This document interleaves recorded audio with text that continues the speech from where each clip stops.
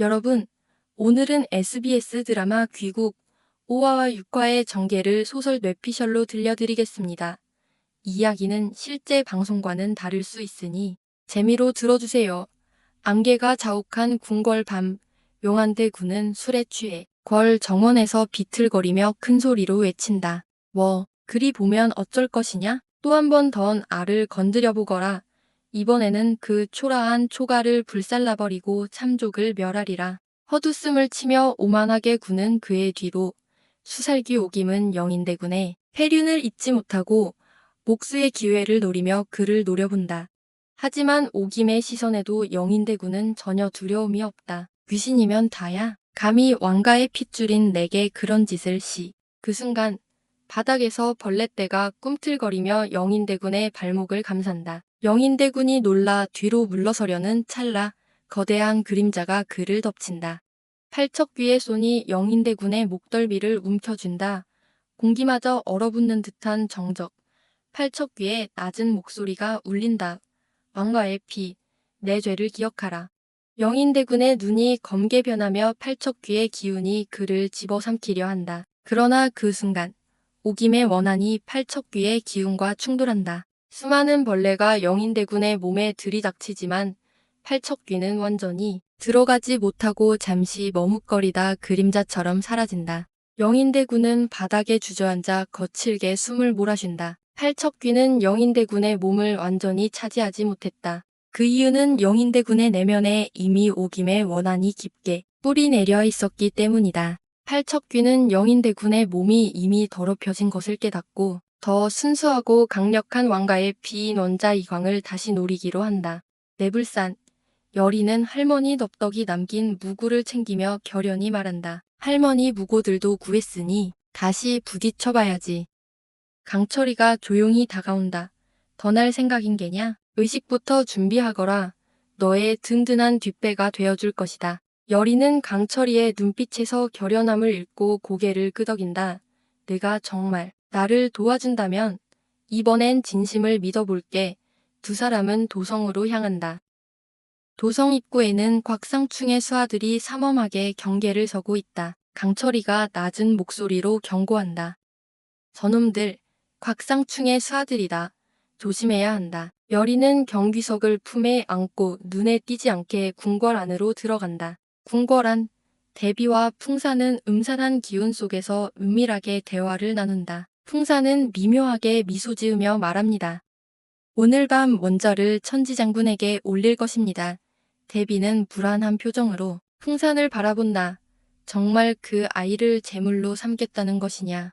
풍산은 단호하게 고개를 끄덕입니다. 팔척귀를 완전히 우리 편으로 만들려면 왕가의 피가 필요하오이다.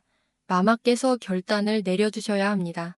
대비는 덜리는 목소리로 답한다. 모든 것은 우리 아들을 위해서다. 팔척귀가 우리를 도울 수 있다면 어떤 대가라도 치르겠다. 풍사는 이미 팔척귀를 회복시키기 위해 준비하고 있다. 그는 영인대군의 속적삼을 팔척귀에게 바치며 이제 더 강한 피를 받아야 한다며 중얼거린다. 여리는 중전 박씨를 찾아간다. 마마, 오늘 밤 팔척귀가 원자를 노릴 것입니다. 저와 함께 대비하셔야 합니다. 중전은 놀란 눈으로 여리를 바라본다. 정말 또 그런 일이 닥치는 것이냐. 여리는 단호히 고개를 끄덕인다. 강철이가 다가와 말한다. 여리, 시간이 없다. 곧 의식이 시작된다. 한편 왕 이정은 깊은 고민에 잠겨 있다. 팔척귀가 임금의 몸을 다시 노린다는 소문에 왕은 칼을 들고 스스로를 지키려 한다. 곽상충은 병조판서로서 무반 세력을 규합하며 정사순에게 속삭인다. 이 모든 혼란이 끝나면 왕의 자리는 우리 것이 될 것이다. 영인대군을 앞세워 무반의 세상을 만들 때가 왔다. 밤이 깊어간다. 풍사는 북을 두드리고 촛불을 들고 주문을 외운다.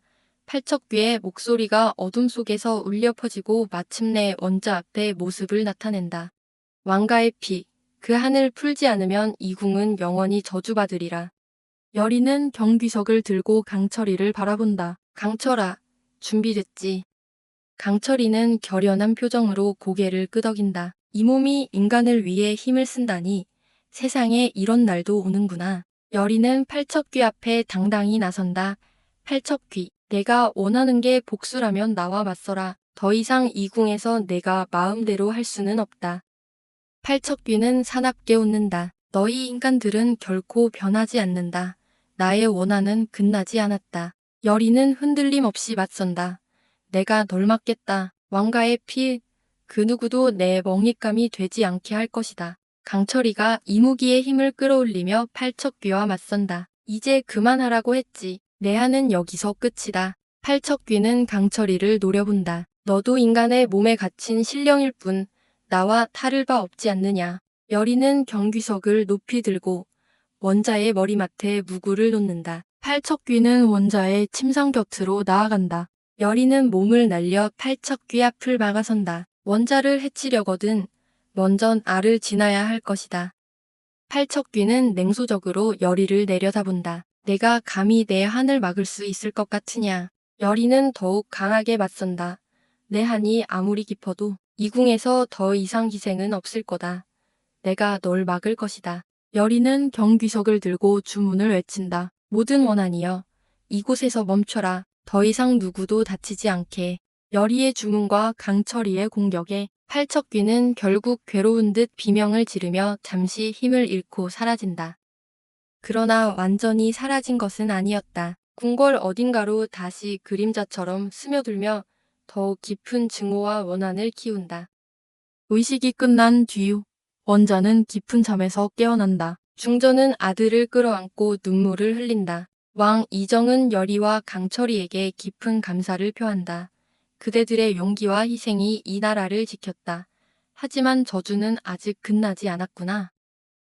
한편 곽상충은 여전히 음모를 꾸미고 있다. 정사순과 함께 무기를 모으며 영인대군을 왕위에 올릴 계획을 세운다. 곽상충은 비열하게 속삭인다. 이제부터가 진짜 시작이다. 왕도, 무녀도 결국 모두 내 발 밑에 무릎 꿇게 될 것이다.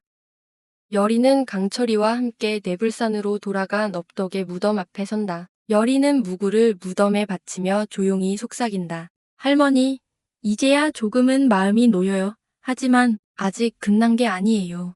강철이는 여리 곁에 앉아 조용히 말한다. 넌 정말 강한 아이구나. 인간이 이렇게까지 누군가를 위해 희생할 수 있다니. 여리는 강철이의 손을 잡으며 속삭인다. 강철아, 내가 있었기에 여기까지 올 수 있었어. 고마워. 강철이는 미소를 지으며 답한다. 이제야 조금은 인간이란 존재를 이해할 것 같구나. 하지만 궁궐에는 또다시 불길한 징조가 감돈다.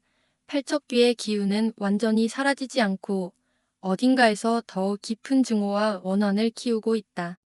영인대군의 정신은 여전히 불안정하고 왕실 곳곳에는 알 수 없는 그림자가 어른거린다. 여리는 밤하늘을 바라보며 결연하게 다짐한다. 아직 끝나지 않았다. 진짜 싸움은 이제부터야. 강철이도 굳은 표정으로 말을 잇는다. 팔척귀, 이번엔 쉽게 물러나지 않을 거다.